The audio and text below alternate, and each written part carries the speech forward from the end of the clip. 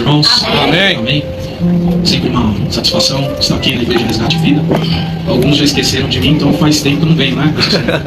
Pastor Samuel, tem que chamar mais vezes. Brincadeiras à parte, eu estou sempre com o Pastor Samuel, uma pessoa que eu tenho um grande carinho, consideração, respeito. E eu fiz as contas, Pastor Samuel, já são 9 anos de convivência, viu? Pastor Samuel? 9 já? Meu Deus. Meu Deus do céu. É bom ou ruim? É ótimo. Pra mim é bom. Porque tem sido bom. Tem sido bom.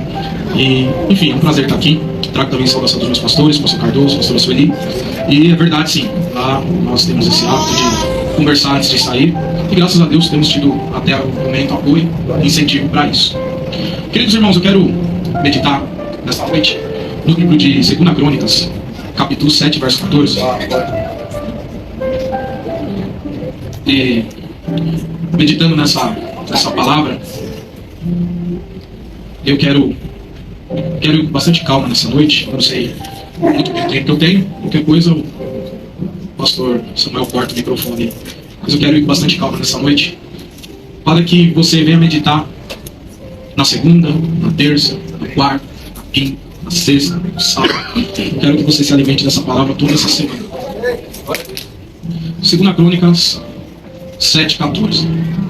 Diz assim: e se o meu povo, que se chama pelo meu nome, se humilhar e orar, e buscar a minha face, e se converter dos seus maus caminhos, então eu ouvirei dos céus, perdoarei os seus pecados e sararei a sua terra. Amém? Fique com a sua Bíblia aberta em 2 Crônicas 7,14.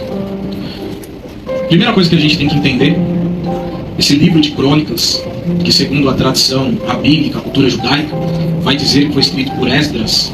Esse livro, ele é uma crônica, ou seja, uma narrativa de fatos históricos, e ele foi escrito por uma razão única. Ele foi escrito aproximadamente 500 anos após os eventos que ele está narrando aqui. Então aqui fala no capítulo 5, 6 e 7 do Templo de Salomão, mas esse livro foi escrito aproximadamente 500 anos depois, após o exílio, após o cativeiro, porque ele tinha a ideia, o objetivo, o intuito de que não se perdesse essa história, que ela estava sendo transmitida na tradição oral, ou seja, do boca a boca, e sobretudo para que esse povo não viesse a cometer os mesmos erros.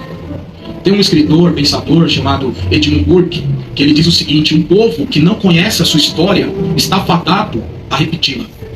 E muitas vezes o esquecimento faz a gente voltar a cometer os mesmos erros. Precisava, razão pela qual registrar essa história. E essa história, na verdade, temos um versículo isolado, mas você pegando no capítulo 5, você vai observar que Salomão, ele consagra a Deus o templo. É bom trazer à memória, bem proeste, que o rei Davi foi impedido de fazer. Não sei se você se recorda, Davi, ele teve o desejo, a vontade de construir o que ele chamou uma casa para Deus, e Deus o impediu. Coube o seu sucessor, Salomão, construir esse templo. E agora o templo, ele está pronto, segundo a vontade de Deus. A arca, ela é levada para o santuário, tem? A arca da aliança, que era símbolo da presença de Deus, ela é introduzida no templo. Você vai observar no capítulo 5, versículo 13 e 14, que começa um louvor diante da presença de Deus neste templo. O texto sagrado diz o seguinte: e quando eles uniformemente tocavam as trombetas e cantavam, para fazer ouvir uma só voz, bendizendo e louvando ao Senhor, e quando levantavam eles a voz com trombetas e símbolos e outros instrumentos musicais, para o bendizerem ao Senhor, porque era bom, porque a sua benignidade durava para sempre, então a casa se encheu de uma nuvem, a saber, a casa do Senhor, e não podiam sacerdotes ter-se em pé para ministrar, por causa da nuvem, porque a glória do Senhor encheu a casa do Deus. E Salomão agora, ele estende as suas mãos, e ele começa a abençoar o povo, e ele dá graças ao Deus de Israel. E a partir do versículo de número 12, ele começa a fazer uma oração. Versículo de número 12 diz: e pôs-se em pé perante o altar do Senhor, de fronte de toda a congregação de Israel, estendeu as suas mãos. Porque Salomão tinha feito uma base de metal de 5 côvados de comprimento, de 5 côvados de largura e de 3 côvados de altura. E tinha posto no meio do pátio, pôs-se nela em pé, ajoelhou-se em presença de toda a congregação de Israel, estendeu as mãos para o céu. E disse: o Senhor Deus de Israel, não há Deus semelhante a ti, nem nos céus, nem na terra, como tu que guardas o conserto, a beneficência aos teus servos que caminham perante ti de todo o seu coração. Versículo 18: verdadeiramente habitará Deus com os homens na terra? Ele faz uma indagação. Eis que o céu dos céus não te podem conter, quanto menos esta casa que tenho edificado. Verso 21 diz: ouve, pois, as súplicas do teu servo e do teu povo de Israel que fizeram neste lugar. Ouve tudo o lugar de tua habitação desde os céus. Ouve, pois, e perdoa. Aí começa a ficar interessante a partir do versículo 36, que ele começa a interceder pelo povo. E ele diz o seguinte: quando pecarem contra ti, pois não há homem que não peque, e tu te indignares contra eles e os entregares diante do inimigo, para que os cativarem e os levem em cativeiro para alguma terra remota ou vizinha, e na terra para onde forem levados em cativeiro, tornarem-se assim, e se converterem, e na terra do seu cativeiro a te suplicarem, dizendo: pecamos, perversamente fizemos, impiamente procedemos, e se converterem a ti com todo o seu coração e com toda a alma na terra do seu cativeiro, a que os levaram presos, e orarem para a banda da sua terra que deste a seus pais, e desta cidade que escolheste, e desta casa que edifiquei ao teu nome. Ouve, então, desde os céus, no assento da tua habitação, a sua oração e as suas súplicas, e executa o seu direito. Perdoa o teu povo que houver pecado contra ti. Agora, pois, ó meu Deus, estejam os teus olhos abertos, os teus ouvidos atentos à oração deste lugar. E aí inicia-se o capítulo 7. Algo interessante aqui, que do capítulo 6 para o capítulo 7, não existe teórico nesse mundo que sabe dizer quanto tempo demorou. Você sabe?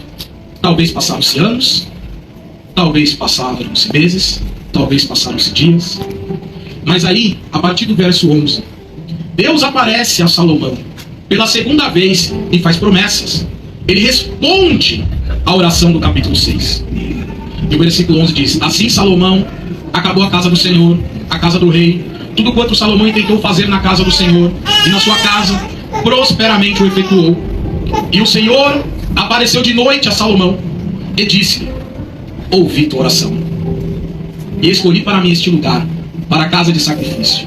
E Deus começa a falar com Salomão: se eu cerrar os céus e não houver chuva, ou se eu ordenar aos gafanhotos que consumam a terra, ou se enviar uma peste entre o meu povo, aí agora o 14, e se o meu povo, que se chama pelo meu nome, se humilhar e orar e buscar a minha face e se converter dos seus maus caminhos, então eu ouvirei dos céus, perdoarei os seus pecados, sararei a sua terra.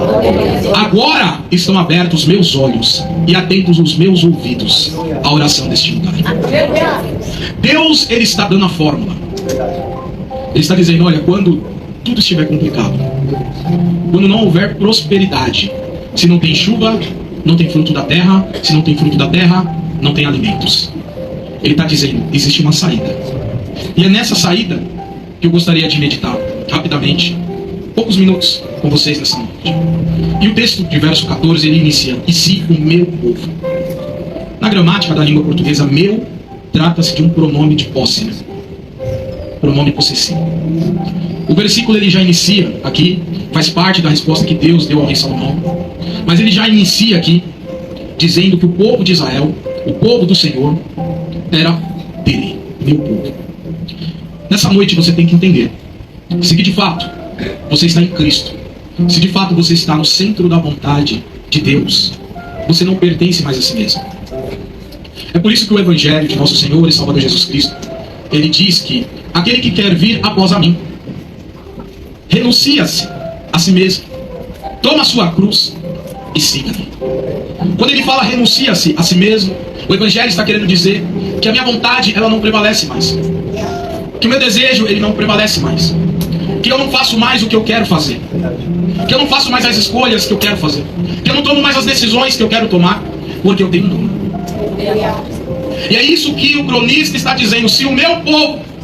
Então essas promessas é para aquele que tem um dono. Meu povo.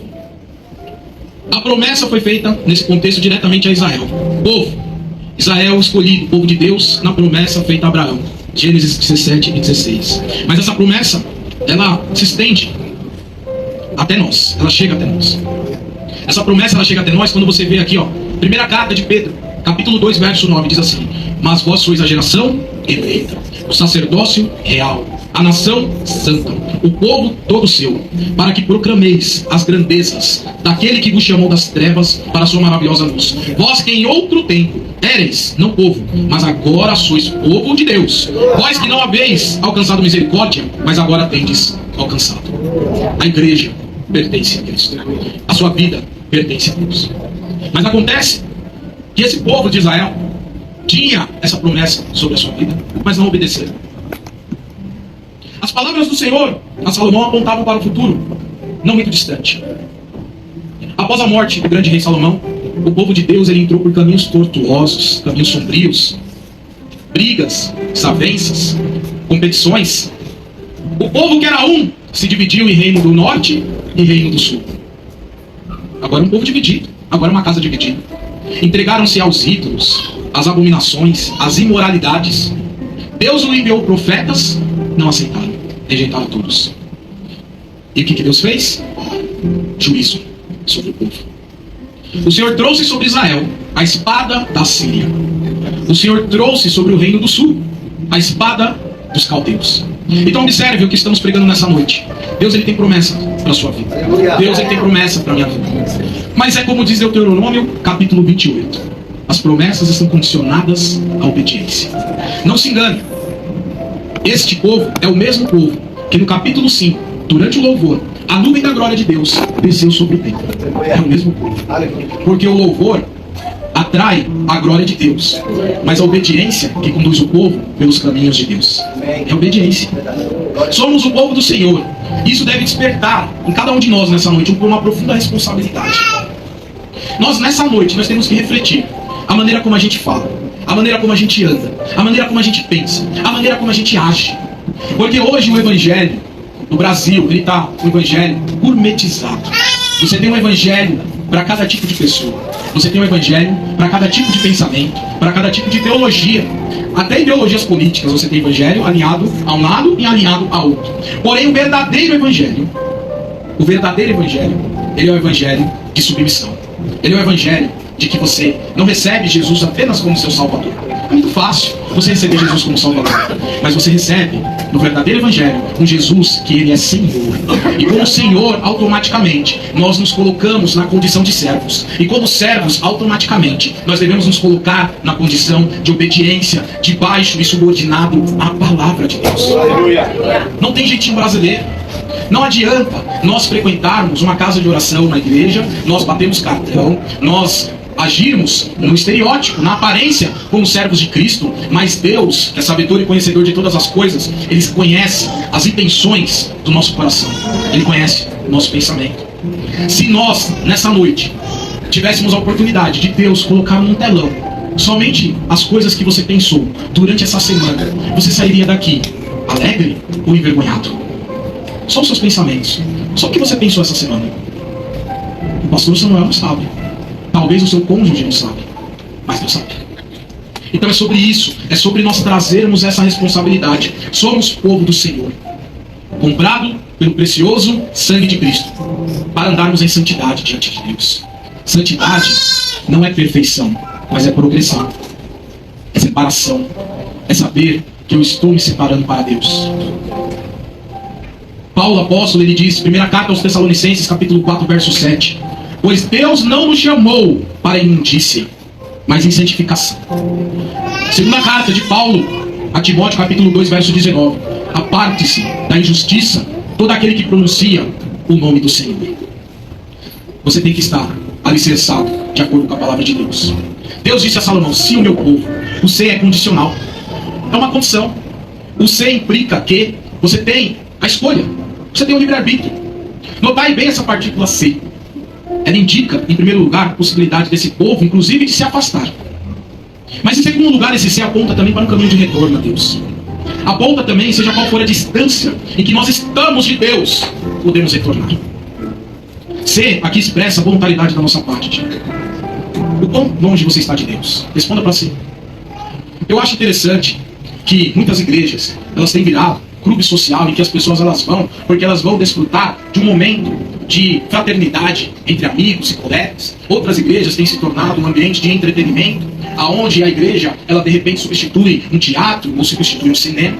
Mas você tem que saber E o Espírito Santo ele vai te lembrar que o princípio base de você estar aqui nessa noite é que você está cuidando da sua vida, porque existe uma eternidade e você precisa ir morar no céu. Não se esqueça disso. Esse é o objetivo. O resto é acessório, o resto é consequência. É muito bom. Salmo 133 diz quão bom e quão suave é, e que os irmãos vivam em união. É muito bom receber a acolhida, o carinho, o calor humano, um bom tratamento. Mas o mais importante que você está aqui nessa noite é para zelar e cuidar da sua alma. E se nessa noite o Senhor pedir a sua alma, para onde você vai? Você que acompanha a internet, se nessa noite Deus chamar a tua alma, para onde você vai? E essa condição, ela vai dar acesso às bênçãos, que é o que eu quero meditar aqui. Humilhar, orar, buscar a face de Deus, converter-se dos seus maus caminhos. Eu não quero ser cansativo, mas vamos lá, se humilhar. Primeira condição imposta pelo Senhor, se humilhar. E o que significa se humilhar? Hoje as pessoas elas confundem até o que é o termo humildade, né? Humilhar-se, diz um dicionarista, tornar-se humilde, submeter. Será que é fácil submeter à vontade de Deus? Será que é fácil quando Deus ele quer que nós estejamos, por exemplo, em um lugar que nós não queremos estar? Será que é fácil se submeter quando Deus quer que nós façamos uma missão que nos acarreta dor? Aí você pode pensar, mas Deus não exige isso. Ora, e a oração de Jesus Cristo? Senhor, se possível, passa de mim esse cálice. Todavia, seja feita a tua vontade, não a minha. Será que era fácil o cálice de Cristo? Será que diante de vós também não tem um cálice difícil de beber? Difícil de engolir? Mas se você realmente tem uma nova natureza em Cristo, se você realmente está convertido a Cristo, humilhar significa se submeter. E você tem se submetido à vontade do Senhor? Foi citado aqui durante a ministração do louvor, e eu quero ratificar, primeira carta de Pedro, capítulo 5, versículo 6, que diz: humilhai-vos, portanto, sob a poderosa mão de Deus, para que Ele, em tempo oportuno, vos exalte. Mateus, Evangelho segundo, Mateus, capítulo 5, verso 3. Bem-aventurados os humildes de espírito, porque deles é o reino dos céus. Mas para exemplificar aqui, pegando apenas 2 personagens bíblicos, o que é se humilhar? Moisés, por exemplo, ele tem 2 etapas distintas na sua vida, ou 2 fases, que nós podemos perceber a diferença de se humilhar. A primeira fase temos Moisés jovem, culto, poderoso, rico, príncipe, cheio de orgulho, confiando inteiramente no seu braço. É por isso que o profeta diz: maldito o homem que confia em outro homem, né? No seu braço forte. Tem gente que pensa que é o próximo, né? Maldito o homem que confia no homem. Mas ele está falando de você. Maldito é você que não confia, que você tem força para resolver. E o que conduziu Moisés? Crime. Ele comete um crime segundo a legislação egípcia. Ele comete um assassinato, um ato de violência. Ele se torna um foragido. Ele se torna um confinado no deserto, porque ele quis agir segundo as suas próprias razões. Quantas vezes nós não fazemos isso? Eu vou agir segundo a minha vontade. Ah, eu resolvo. Eu sou o cara. Tá tudo errado, não é? E o que Deus está falando? Você tem que se submeter a mim, à minha vontade. Isso é se humilhar. E o mais interessante é que quando fala de se humilhar, às vezes a vontade de Deus não é algo tão agradável de se fazer. Mas é a vontade de Deus. Anos e anos se passam. Você conhece essa história. Deus aparece a Moisés de uma pequena sarça ardente. Ele fala com Moisés. Moisés agora, ele se sente pequeno. Moisés agora, ele reconhece as suas limitações. Moisés agora, ele reconhece que ele não é nada. Ele tenta fugir do plano de Deus. É esse que Deus quer usar. Não quer usar o príncipe Moisés. Ele quer usar o Moisés que está pastoreando no deserto. Trabalhar de Deus na nossa vida não é do jeito que a gente quer. Às vezes nós nos achamos muito grande, ou por causa de uma titulação acadêmica. Alguém fala: eu sou mestre. Alguém fala: eu sou doutor. Ou alguém quer se garantir por causa de um salário que ele ganha bem. Eu ganho mais de 10 mil reais por mês. Quem sabe alguém quer se garantir na sua juventude. Eu tenho vigor, eu sou jovem. Na sua força. Cuidado. Se garanta no Senhor. A vida pode mudar muito rápido. Eu falo isso debaixo do temor de Deus, porque o Espírito Santo quer trazer esclarecimento ao coração de alguém aqui nessa noite. A sua soberba, como foi ministrada no louvor, poderá ser a sua ruína. E quando eu falo uma palavra dessa debaixo do temor de Deus, que não é uma palavra de chave de casa, que não é uma palavra que você vai receber uma chave de um carro, alguém pode não se agradar, mas na verdade, Deus ele corrige aquele a quem ele ama. E Ele quer te redirecionar nessa noite, para que você não perca a sua alma. Porque às vezes a gente é muito soberbo. Não, porque eu tenho grana. Não, porque eu posso. Porque eu tenho contatos. Olha, eu abro meu WhatsApp. Eu conheço tanta gente importante. E Deus está falando, cuidado. Se garante na minha presença. Outro exemplo que podemos citar, Pedro. Pedro na sua arrogância. Pedro na sua prepotência. Ele prometeu para Jesus que iria até as últimas consequências. Eu vou até o final, estou contigo. Eu vou até a morte contigo. Confiança na sua carne. Confiança no seu próprio braço. Que caminho conduziu Pedro? Violência também. Quando ele dessecou no Getsemane a orelha de Malco, servo do sumo sacerdote. E aí Jesus, de maneira amável, conserta o que Pedro faz. Mas, como disse Jesus, nessa mesma noite, tu me negarás 3 vezes. Sabe, eu conheci muitos obreiros, eu sou praticamente de um lado cristão. E eu conheci muitos pregadores, até renomados. Pregadores com a eloquência e erudição infinitamente melhor do que a minha. E que se garantia na sua boa dicção, na sua boa oratória, nos seus conhecimentos. E aí um dia vacilaram e caíram. E não conseguiram reconstruir mais. Isso é lamentável. Que misericórdia tem o Senhor deles. Mas eles caíram no dia em que eles acharam que era eles que faziam. No dia que eles acharam que eles eram muito bons no que faziam. No dia que eles acharam que ele era melhor. E eu não sei quem vai assistir isso no futuro, ou agora, no presente.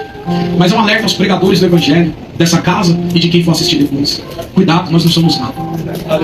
E Deus tem me ensinado isso. Eu diria que nesses últimos 3 anos, Deus tem me ensinado muita coisa. Que estamos de pé diante de uma tribuna, é somente pela graça e pela sua infinita misericórdia. Porque se Deus não der nem saúde, nem pregar a gente consegue. E a gente tem que ter essa humildade de falar, Senhor, não temos mérito nenhum, é tudo pela tua graça e misericórdia. E se humilhar, passa por isso. Por reconhecer que nós somos apenas instrumentos, veículos de Deus, agentes transformacionais, agentes de milagres, que levamos a preciosa semente, mas é somente Deus que dá o crescimento, é somente Deus que salva, é somente Deus que cura, é somente Deus que liberta. Nós somos apenas pregadores. Mas esse mesmo Pedro, 2 meses depois, ele ergueu-se no meio de uma numerosa multidão, e ele prega um poderoso sermão, que ele está nesse dia para ouvir o discípulo Pedro pregar essa preciosa mensagem. Como resultado, em um só dia ele levou 3.000 almas à sua conversão. E qual é a diferença? Na primeira fase, era um Pedro muito arrogante. Mas agora na segunda fase, era um Pedro humilde. Era um Pedro resgatado pelo Cristo. Era um Pedro que Cristo falou assim, comigo você tem a segunda chance. Essa é a diferença. Enquanto quisermos lutar com as nossas forças, escute isso, com os nossos recursos, com a nossa energia, com a nossa cultura, com o nosso dinheiro, iremos ter os mesmos lugares para onde Moisés e Pedro foram na primeira fase. Quem sabe nessa noite algo na sua vida não está certo. Algo está fora de lugar. Você já parou para se perguntar se você tem dado espaço para Deus trabalhar? Ou é você querendo fazer tudo?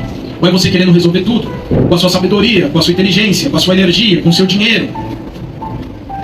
Tem um hino da harpa cristã, louvado lá na nossa denominação, que fala, quando tudo entregares diante do altar do Senhor. Entrega. Chegou da hora da tua alma frita nessa noite, gritar e falar, Senhor, eu não consigo. Nessa noite a sua alma precisa gritar, eu não consigo, Senhor. Eu não posso, mas tu pode. Eu não tenho, mas tu tem. Faz isso nessa noite. Faz isso nessa noite. Humilhemos-nos sob a poderosa mão de Deus. E nele descansemos.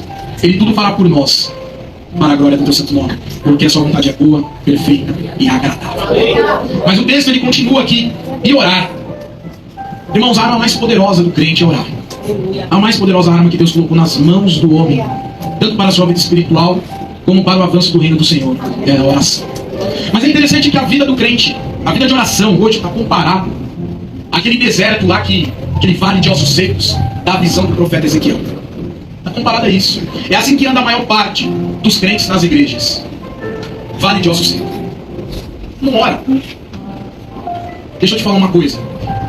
Quando a palavra é liberada, a boca de Deus fala com você. Mas quando você ora, você fala com Deus. Só existe 2 Crônicas 7,14, porque existe um clamor em 2 Crônicas capítulo 6. Só tem resposta para quem pede. Só tem porta aberta para quem bate. Não adianta, não mudou. O Evangelho não mudou, a Bíblia não mudou. O Senhor Jesus lá em Lucas 18 ensinou que deveriam os discípulos orar sempre e nunca desanimar. E Jesus não se limitou a instruí-los sobre oração, mas orou com eles e deu o exemplo. Paulo, apóstolo, ele ordena, né? Com toda oração e súplica, orando em todo tempo ao Espírito. Para isso, esteja vigiando com toda perseverança e súplica por todos os santos e por mim. Efésios 6, versos 18 e 19. Aos Tessalonicenses, na sua primeira carta, capítulo 5, verso 17, Paulo também ordena: orai sem cessar. Oração. E tem algo interessante, que oramos, mas não sabemos o dia da resposta. É o que eu disse no início da minha fala. Existe um intervalo entre capítulo 6 e capítulo 7. E muitos estão frustrados e frustradas porque acham que o evangelho é como um fast food. Hoje está tudo muito acelerado, né? A plataforma que mais cresce, você tem que fazer vídeo de menos de 1 minuto. Para pensar nisso? Ninguém quer esperar. Plataforma digital, você entendeu? Você é inteligente. Mas com Deus não é assim. Com Deus não é assim.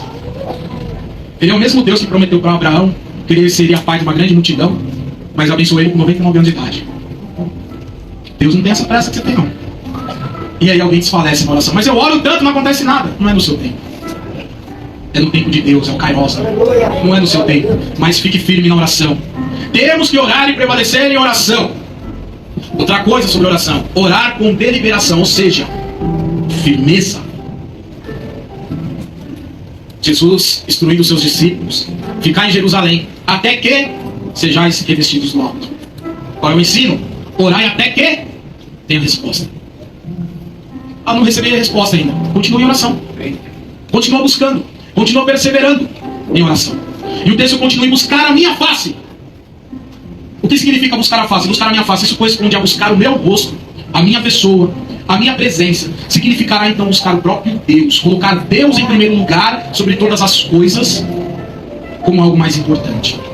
Foi falado aqui na ministração do louvor, preste bastante atenção. Salmos 42, verso 1. Como uma corça suspira pelas correntes de águas, a minha alma suspira por ti, ó Deus. É uma verdade na sua vida? A sua alma suspira por Deus? Será?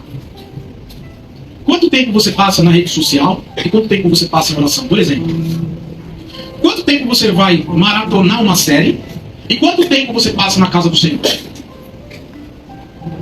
Se a minha alma suspira por Deus, significa que Deus é minha prioridade. Significa que Deus é o que vem primeiro. Significa que eu tenho prazer em estar na presença dele. É uma mensagem que, como eu disse, é para você meditar na segunda, na terça, na quarta, na quinta, na sexta, no sábado, porque Deus ele quer realmente mudar o teu ser. Sabe o que eu acho interessante? Tem pessoas, eu não sei se é só lá onde eu venho, como diz alguém, né? Mas tem pessoas que ela só sente a presença de Deus no domingo à noite. Você não acha que é muito pouco? O que você acha? Ela só sente Deus no domingo à noite. É só esse momento. Acabou o culto, o pastor Samuel vai dar a bênção apostólica, aquela coisa toda. Agora ela vai sentir Deus só no outro domingo. É muito pouco. Sinta Deus todo dia. Tenha seu particular com Ele, tenha seu relacionamento com Ele. É um privilégio. Nós temos acesso. Eu acho interessante o escritor aos Hebreus, quando ele fala que nós temos acesso ao trono da graça de Deus. Isso é muito forte. É muito forte porque eu fico imaginando o seguinte: se você vai lá em Brasília e você tenta encontrar um congressista lá, um senador, um deputado federal, se você for uma pessoa de bastante contato, você vai talvez passar com um assessor.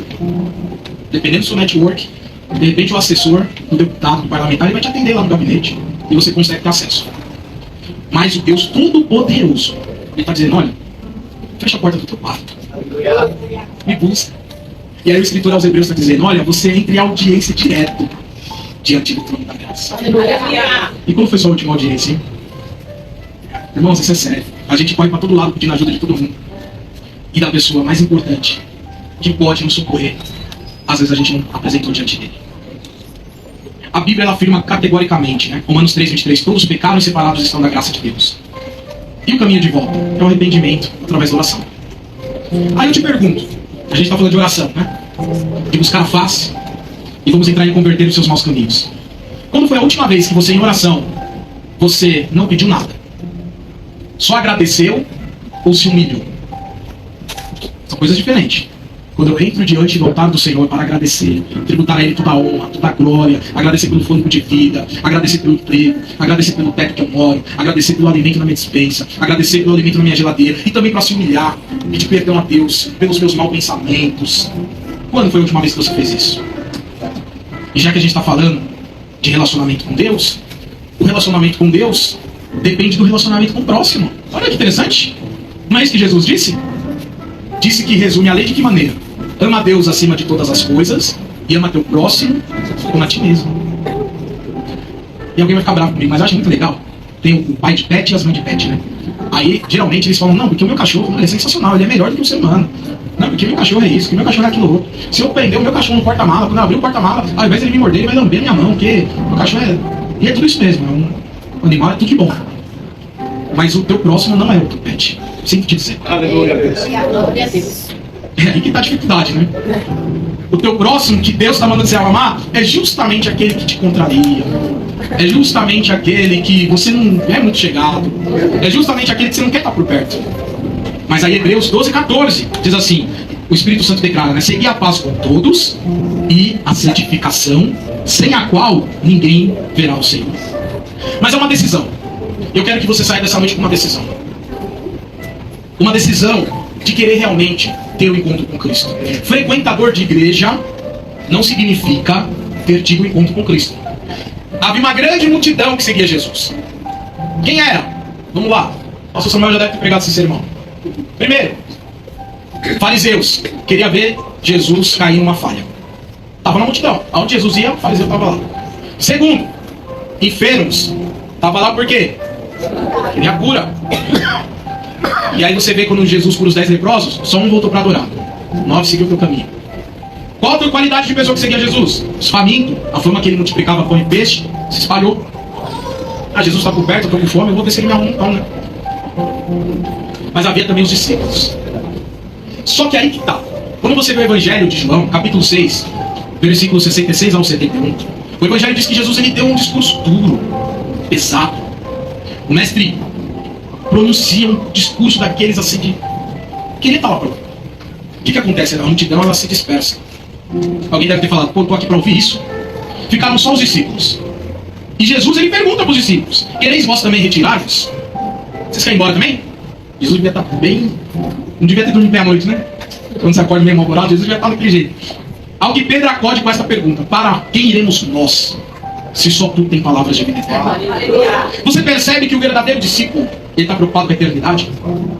O verdadeiro discípulo, ele ouve uma mensagem dessa nessa noite que não é muito bacana de se ouvir, mas ele sabe que é necessário.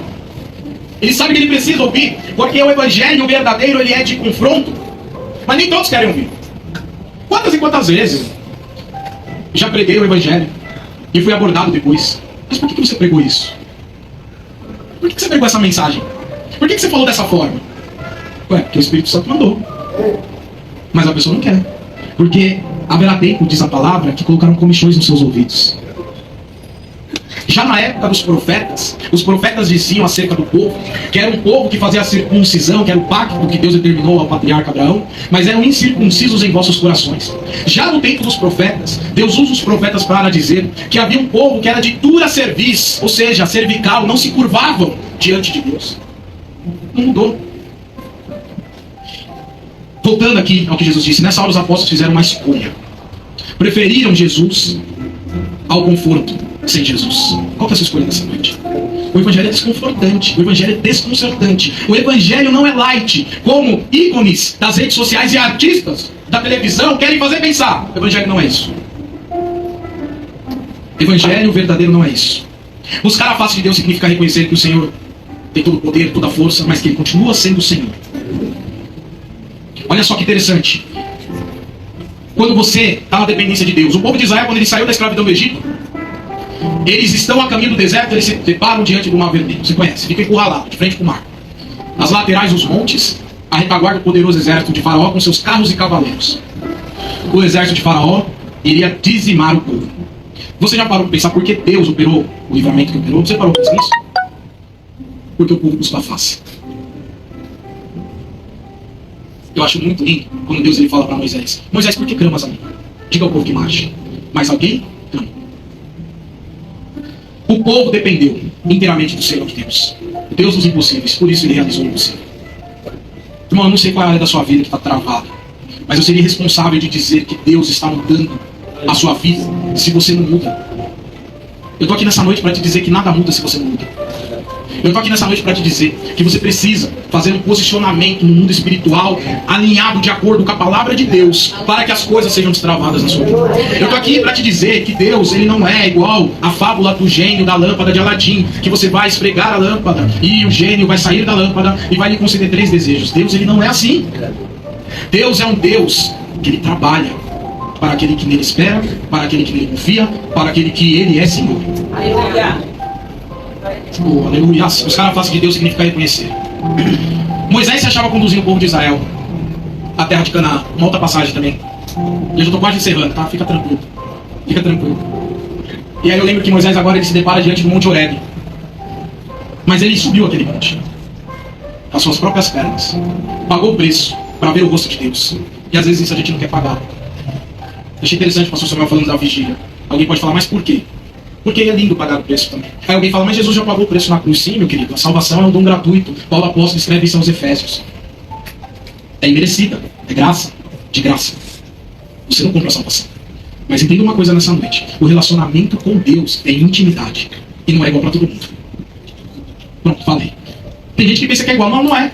Pregador, você está dizendo que Deus ele trata as pessoas desiguais? Não. Deus ele trata todos os seus filhos por igual. Mas intimidade não é igual. Nem Jesus tinha intimidade igual com todos os discípulos. Chegou em um dado momento que ele falou assim, Pedro, Tiago e João. Aí alguém quis ir, ele falou, você tá surto? Pedro, Tiago e João. Fica aí. Intimidade não é igual para todos. Qual que é o nível espiritual que você quer ter? Eu acho interessante, e eu estou falando já coisa aqui que Deus está me esclarecendo a dizer. Chega final de ano, todo mundo faz um planejamento de metas. Nessas suas metas, tem alguma espiritual? Senhor, em 2027 eu quero orar mais. Senhor, em 2027 eu quero ler a Bíblia. Senhor, em 2027 eu quero ser mais útil na vida do pastor Samuel. Senhor, em 2027 eu quero pregar mais o seu evangelho. Senhor, em 2027 eu quero estar mais sensível para ouvir. Senhor, em 2027 eu quero receber sonhos, visões, revelações. Quero contemplar a glória do Senhor. E aí? Você está nesse nível aí? Eu já estou caminhando para o final. Moisés ele subiu nesse monte de mãos vazias para ver Deus face a face, mas ele voltou com as tábuas da lei. E muito mais. A Bíblia diz que quando ele chega diante do povo, o povo ele olha para Moisés e o seu rosto brilhava. É isso que acontece quando você busca a face de Deus. A sua vida ela muda. E a parte aqui, final dos mandamentos, do verso 14. Se converter dos seus maus caminhos. Como eu disse aqui, já, os caminhos de Deus não são fáceis. Os de Deus não são fáceis. Se você fala, não, eu sou evangélico, aí não, é moleza. Você não está no caminho de Deus, não. Você pode estar no caminho da igreja. São coisas diferentes. Porque os caminhos de Deus é difícil. Como é difícil? É difícil quando alguém te ofende e você tem que perdoar. Aí você fala assim, mas esses caminhos não é muito fácil. Mas o texto ele afirma, se desviar do seu mau caminho. Quem sabe nessa noite você pode pensar, não, eu não tenho mau caminho. Será que não tem? Será que não tem mesmo? O que significa se desviar? O dicionarista vai dizer tornar desvio, deixar a estrada em que está, converter-se, dar meia volta. Maus caminhos vale dizer também conduta ruim, mau comportamento, péssimo padrão de vida. O crente deve deixar o pecado em sua vida. Eu vou fazer umas perguntas aqui para sua reflexão. Eu disse, eu quero que você medite a semana toda essa palavra. Porque não é minha palavra, é de Deus. Lembra que eu falei, se colocar um telão com seus pensamentos aqui, se você ia sair orgulhoso, nossa, que legal. Todo mundo vai saber o que eu pensei essa semana, que pensa. Ou se você ia sair envergonhado. Aí algumas perguntas pra gente pensar. Você pensou pensamentos impuros essa semana? Quem sabe pensamentos libidinosos, imorais, pensamentos grosseiros, acessou pornografia? Misericórdia, pregador. Tem pesquisas por aí. Que muitos que se dizem evangélicos acessam pornografia. Você ama realmente sua esposa? Tem amado ela essa semana? Como diz o texto lá, ama sua esposa como Cristo amou a igreja? Você realmente amou sua esposa essa semana? Você realmente amou seus filhos? Você amou seu irmão, sua irmã? Amou seu pastor? Tem amado seus vizinhos? Irmão, não é fácil não. Eu estou morando num condomínio. Tivemos reunião ontem. Misericórdia. Misericórdia. É não sei o que do barulho, é não sei o que não sei o que não respeita. E, como diz alguém, o pau quebra. Mas aí no meio desse pau quebrando, você tem amado seu vizinho? Tem amado seu patrão? Alguém fala assim, meu patrão suga até minha alma. E você que é empregador, né? Empregado também é fácil, né? Tem amado seus empregados? É. Você ama realmente os irmãos da igreja? Consegue trabalhar? Irmão, trabalhar em igreja parece que é mais difícil que trabalhar em empresa, né? Todo mundo quer ser o cacique, ninguém quer ser o índio. Mas tem que amar. Como eu disse, você tem posto os seus olhos em uma mulher para cobiçá-la. Está lá em Mateus 5, 27 e 28. Você porventura está com o coração cheio de, como diz lá em Gálatas, né? Maus desígnios, fornicação, furtos, homicídios, adultérios, avarezas, malícia, dolo, lascívia, inveja, blasfêmia, soberba. Você furtou alguma coisa, por pequenina que seja? Ah, irmão, eu nunca furtei nada. Será que lá no trabalho você não imprime coisa na impressora do patrão que é sua, particular?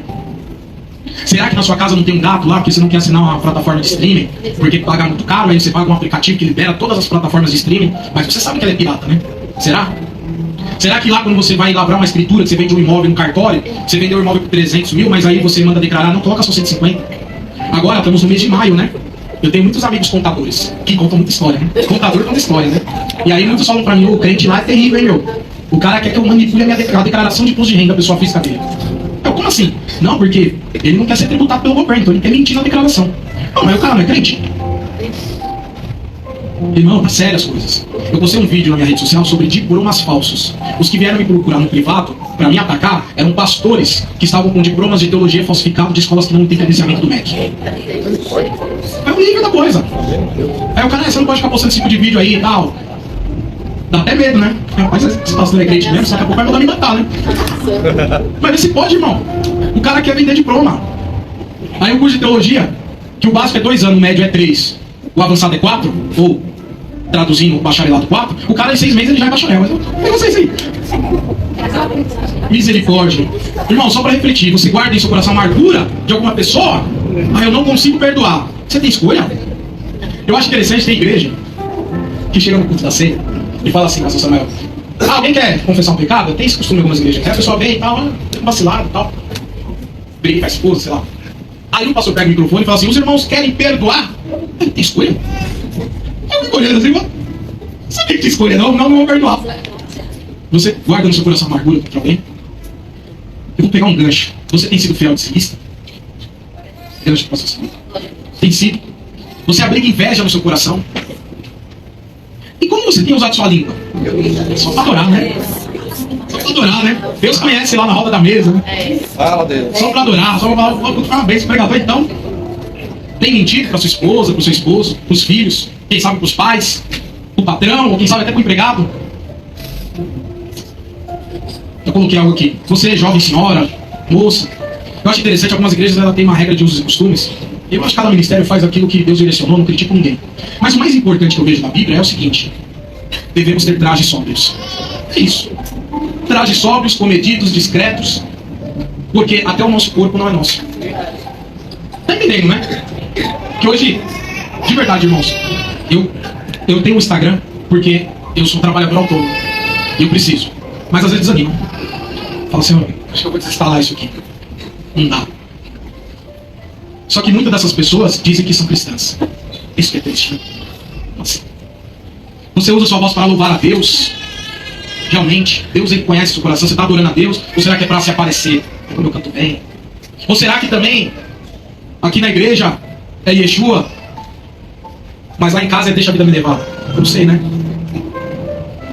A sua boca está consagrada a Deus? Você medita na Bíblia dia e de noite? Ou você lê qualquer livro profano, imoral? Você prefere uma festa social ou uma reunião de oração? Você está em dia com suas dívidas? É triste, irmão. Você sabia que tem crente que me deve? Tomara que esteja assistindo essa pregação e se converta, né? É pregador. Nossa, quando prega melhor do que eu. É uma bênção. Mas assinou um contrato comigo e não me pagou. Será que é crente isso mesmo?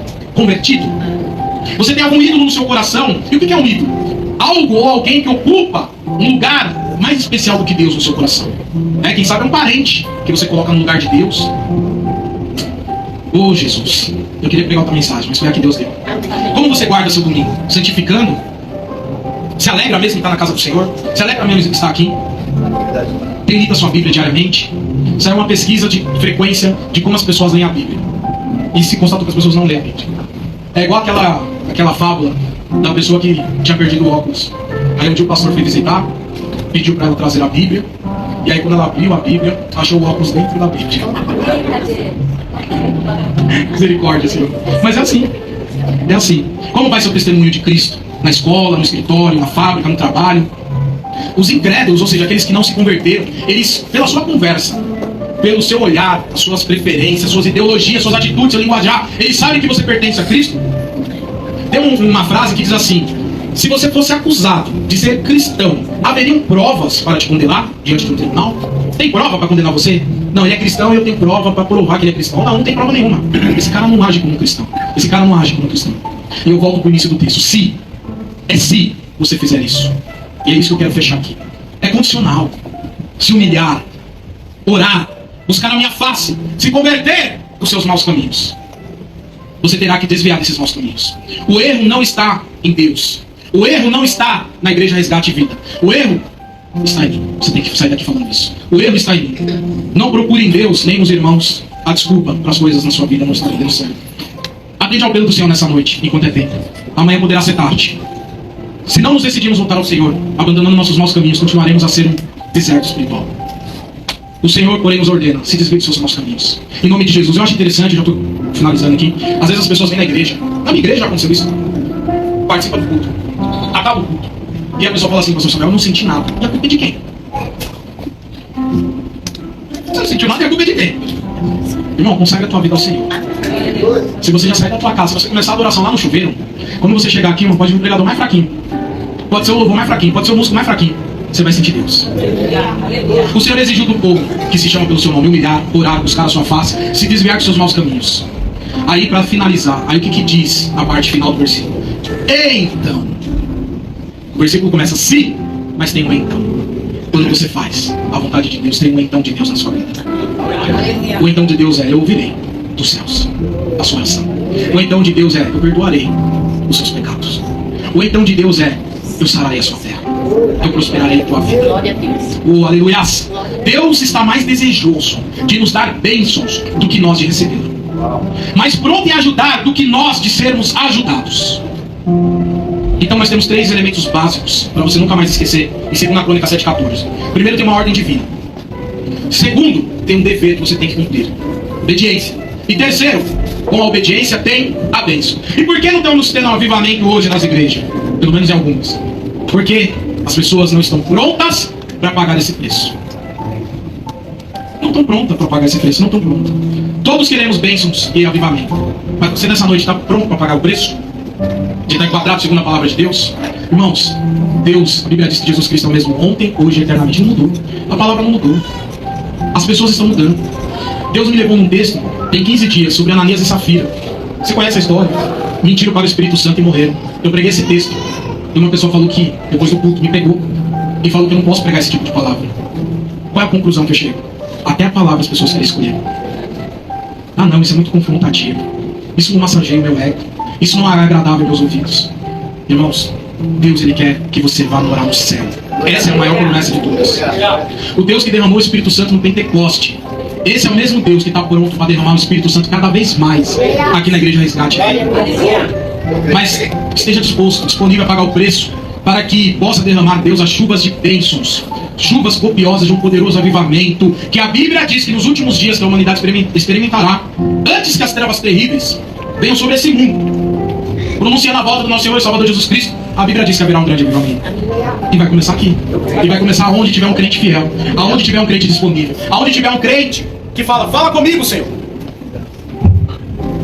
Fala comigo, fala que teu servo ouve. Você, meu irmão, você, minha irmã, pode ser esse homem, essa mulher nessa noite. Está pronto, no entanto, a pagar o preço?